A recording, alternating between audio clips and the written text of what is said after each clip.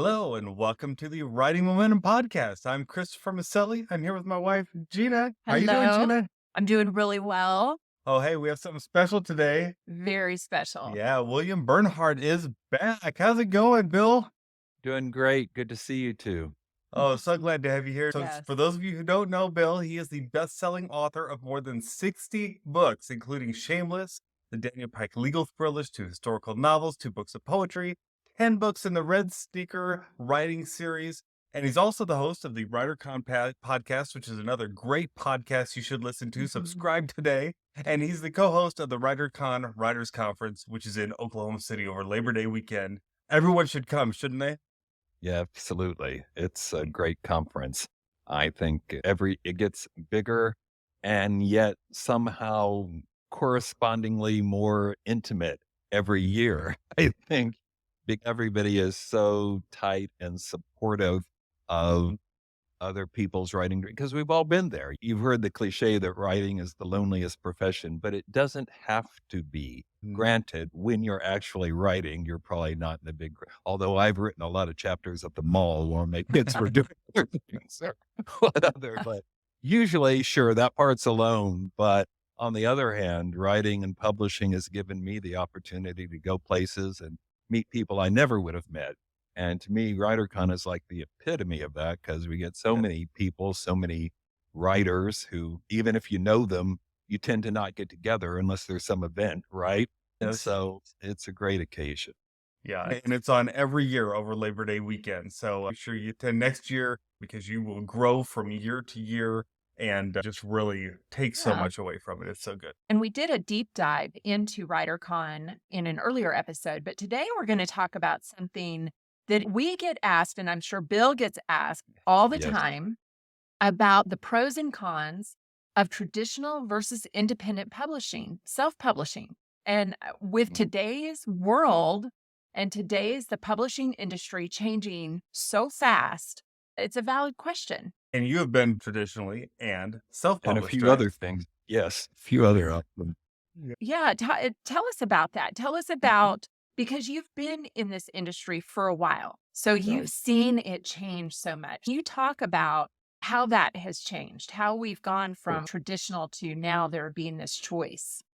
Yeah, let me just say two things right up front. If you think I'm going to tell you which you should do, you're wrong because that's a choice and there's no right Yeah. answer. It's just one, what's going to make you feel happy as a writer? And two, what kind of book are you writing? Those are the touchstones for which way you want to go. But the other thing I'll say is that if, as some people, including me, would have thought at one point, self-publishing, that's a dead end. That's never going to go anywhere. That's not necessarily true anymore. It was once upon a time, like Gina was saying, and I first was trying to get published in the 80s. My first book was published in 91, but at that time, there was only one game in town because books were sold far and away, primarily in bookstores. And to get into the bookstore, you had to have a publisher, preferably a larger one.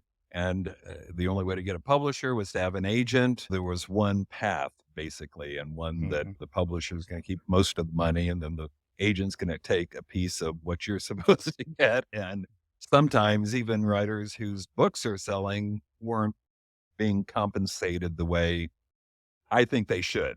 I've got some prejudice here because I am a writer and writers are my favorite people. And I think historically, writers have always gotten the short end of the stick in the publishing world. And what sense does that make? What would the book Right. industry be without authors? We should be the most important players, not the people getting the table scraps, right?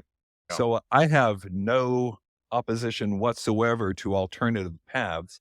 And that's why I love what's happening now with independent publishing, which we're really talking about self-publishing, just to clarify. Because again, back in the day, independent publishing meant not in New York, a smaller Right. publishing, the regional university press, but now people usually use it to mean self-publishing, which of course can be done.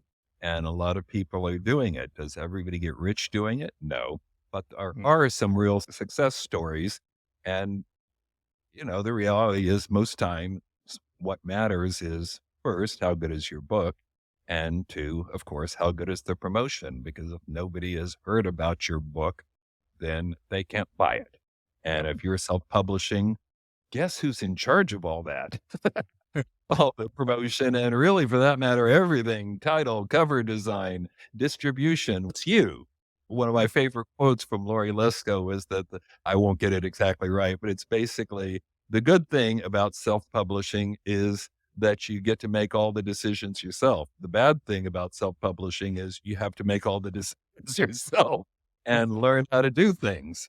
Yeah, that's really true. And some of what you're talking about there was barriers to entry. There used to be a huge barrier to entry if you wanted to self-publish. And even traditionally published, there was a bit of a barrier to entry because you had to get an agent to want your material, and then you have to get an Right. editor to want it, that sort of thing.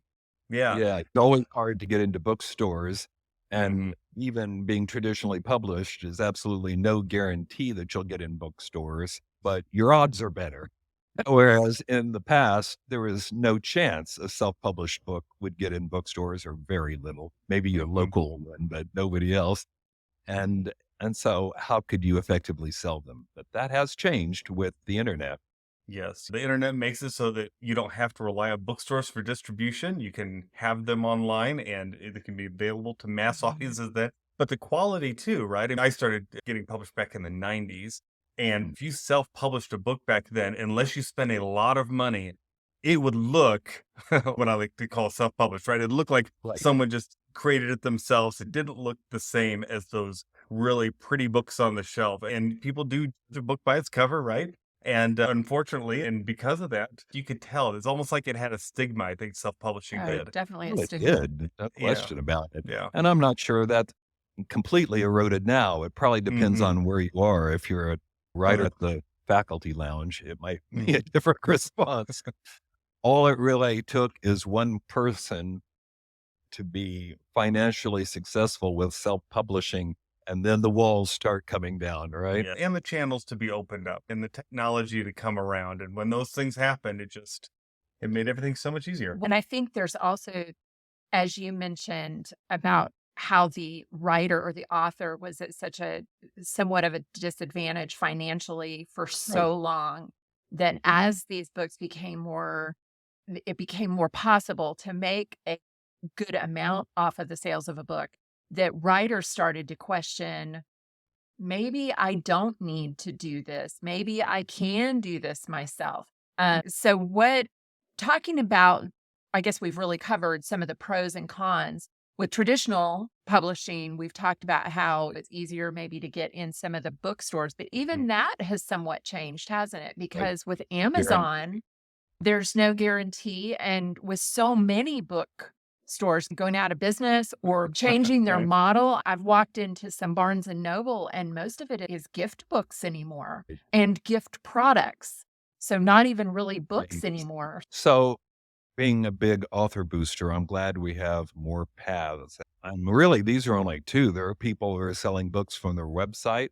There are Mhm. people who are crowdfunding, Kickstarter or whatnot, to Yeah. finance book publishing. Brandon Sanderson being the obvious $40 million example. But there are other people who have done it successfully on a more modest scale. There are people who are using Wattpad or social media like Instagram, Mhm. where poetry is flourishing. TikTok, of course, has become a huge sponsor, obviously, of Colleen Hoover, but others as well. If you can get a TikTok influencer to get emotional about your book, right? All over TikTok, and boom, you've got Barnes and Noble typically has a table now that says book talk books or something like that because Right. people are seeing that. People have got their phones all the time. And so they're Yeah. looking and Right. reading and scanning. And I just wish more of that time was spent looking at books instead of all that other stuff and Barbie memes and whatnot. So what I know you don't wanna recommend one path, and we don't either, but what do you need to consider to know which direction to go? Because we just talked about how lower the barrier to entry is and how easy it is to self-publish it. People may be thinking that we're just saying, "Hey, you should self-publish because it's so easy to do." And yet, of course, the big red flag there is, hey, you've also gotta market your own book, right? You still gotta sell it. But, why would someone want to traditionally publish today? What are the benefits to that? The benefits of traditional are probably already apparent. You got somebody else, some other people who theoretically know what they're doing, and make all the decisions and will. You may not even be consulted about the title or the cover art or who gets the final cut and how it's promoted and that sort of thing. On the other hand, that's stuff that you don't have to do. So the good stuff is, that you've got people who know what they're doing, you hope, and may be able to get your book in the bookstores. The downside, of course, is that you've given up your rights because you only get that that deal by signing a contract in which you license those rights to a publisher, which realistically, in most cases, you're never going to get back. Because I now mean, you everything's can play, perpetually published, right? It never goes out of well, print yeah, anymore. nothing. If it's set up for print on demand or as an ebook, it's not going out of print. You can try and get somebody to agree to a term clause, publishing Yeah. for 10 years.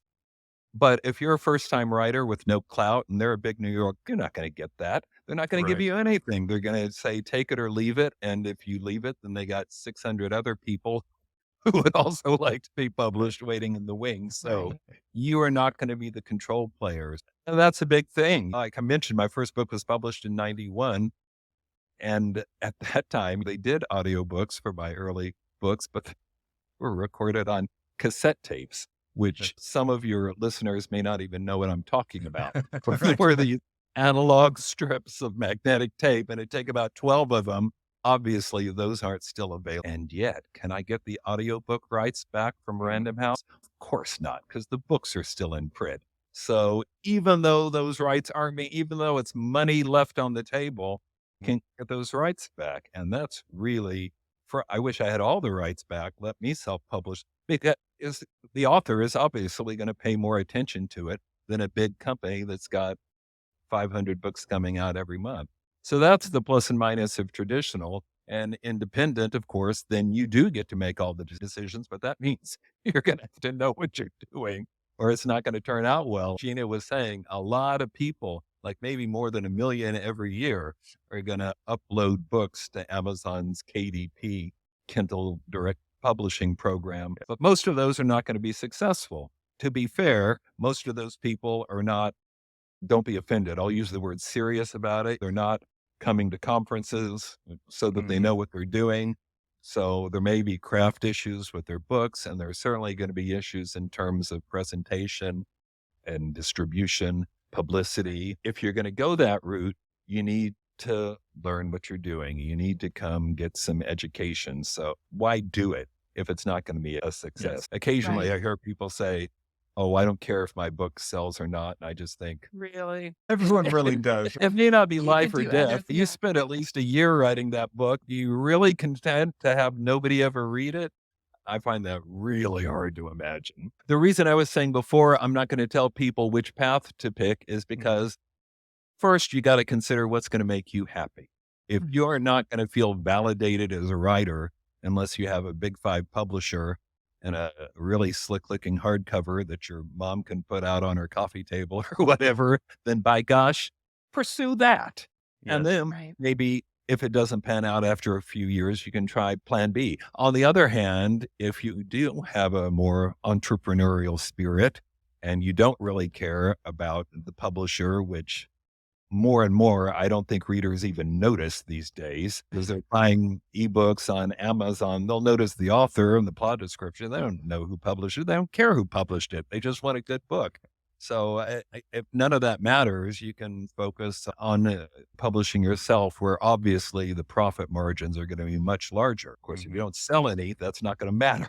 But Right. if you can get some sales going, 70% sounds a whole lot better than 4 to 15, right? Yes. Right. Exactly. When we talk to authors, a lot of times they want to opt for the traditional route because they do not want to market their book. And they feel like, hey, if I go that way, the publishers will help take care of that. What Well, do you wrong. see nowadays? What is like, is there hardly any marketing from the publishers nowadays? Or is it just, unless the book sells, it's not Right. marketed? Right. Precious little. Depends. But again, remember that the big 5 corporations, does everybody know what I mean? The big 5, we call them New York publishers because they have offices there, but all of them are owned by large multinational corporations, which are posited elsewhere. Only one of them is American owned. And so calling them New York companies is not entirely accurate. Yes. But now I've gotten off on a tangent. What was the question? What are we talking How about? do they market their authors' books, especially for new Oh, authors? marketing. Even when I started in 91, Mhm. most books did not get much promotion, and it's even less so now. I'm not exaggerating when Yeah. I say every quarter or so, a publishing house will put all their chips behind one book because Mhm. they had to pay for it a lot in an auction, or for whatever reason, they think that might be the one. So they'll give it a little bit of promotion. Or if it's a legacy author, somebody they know is going to Yes. sell. But for the most, it's very little. And it's not because they don't want to make money. It's because they really can't predict which books are going to hit and which aren't. Is what in my lawyering days, we would talk about the spaghetti defense, meaning you just throw a lot of stuff on the wall and see what Yes. sticks with the jury. And it's the same thing here. They publish tons of books every month.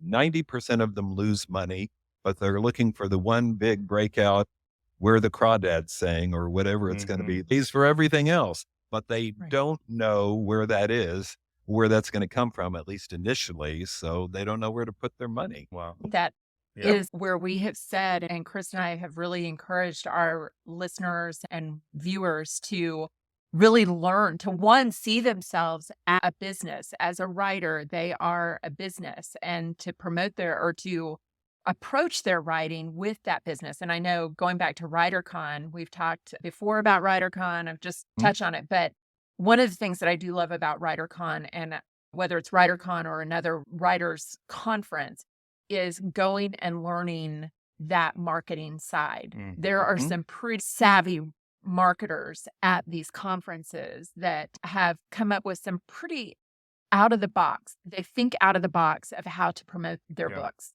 For people who are looking to learn that side of it, I do think a writers conference is a great way to go to learn how to market their books. Because like you said, whether it's traditional or independent, it doesn't matter. You're going to Mhm. be responsible for it. It's all about education, right? And that's Mhm. what I think WriterCon really unique profile that I don't think is duplicated anywhere else. Yes, there are other lesser conferences. Did I really say that? Oh, you might have to flip that out.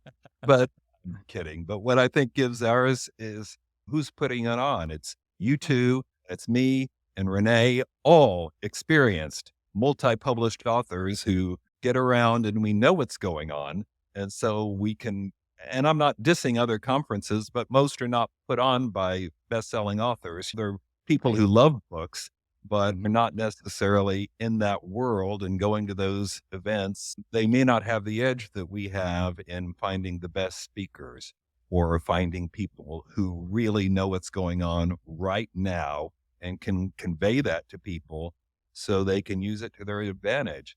This is a very fast paced and changing business, as you well know, particularly in the last decades.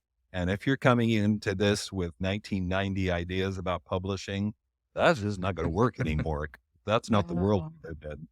That is absolutely true. Hey, speaking of publishing, we hear you've got a new book that's come out. Would you like to tell everyone a little bit about that? I think it's see it sitting behind you there. Hovering over my shoulder there. Yeah, a subtle product placement. But yeah, as you guys know, my mainstay have been thrillers, particularly legal thrillers, which have been very kind to me. But thought I'd earned a chance to take a break from that. A book that I've been writing it off and on for 10 years, but I thought, okay, I'm going to knuckle down and get this thing out. It's called The Florentine Poet. It's essentially a fable. It's fun and may have some good takeaways. I heard a reviewer called it the Princess Bride for literature lovers, and I thought, oh, that's so good. I wish That's I really good. Aren't you glad you had that to your book, though? That's great. I go get that on the back cover, but that's really true. It's got that kind of fable lightheartedness, but at the same time, it's a guy who wants nothing more than to be a poet. And you can relate to that. And whether it's poetry or some other kind of writing, Yes. you understand that drive. Writers are usually people who just have to write. They want to write for some reason or another. And that's Pietro in the book. Plus, the presentation is so good. A fellow named Carl Brun designed it, and an Hmm. illustrator named Brian Call did these great illustrations. You can see one on the cover, and they appear throughout the book. It's just the Really? most beautiful package I've ever seen, and so I'm really proud of that. That's Excellent. awesome. That's going to be that's available on Amazon, I assume, right now, as well as wherever Sure. good books are sold, right? That's my story, yeah, right, so should be able to find it. We look forward to it. Awesome. You want to close us out, Gina? We hope you have enjoyed this episode of the Writing Momentum podcast with William Bernhardt. And I'm really thankful that you've been here. I love this discussion about independent versus traditional publishing because it's just such a new world. And so Right. if you've enjoyed this episode, please rate, review, subscribe, and share it, especially with that person who's been questioning, do I want to be traditionally or independently published? But thank you, Bill. Thank you so much for being here with us. We will see you at the next WriterCon. So exciting. And what do you say, Chris? Together what? Don't forget that together we have writing momentum. Bye-bye. See you guys.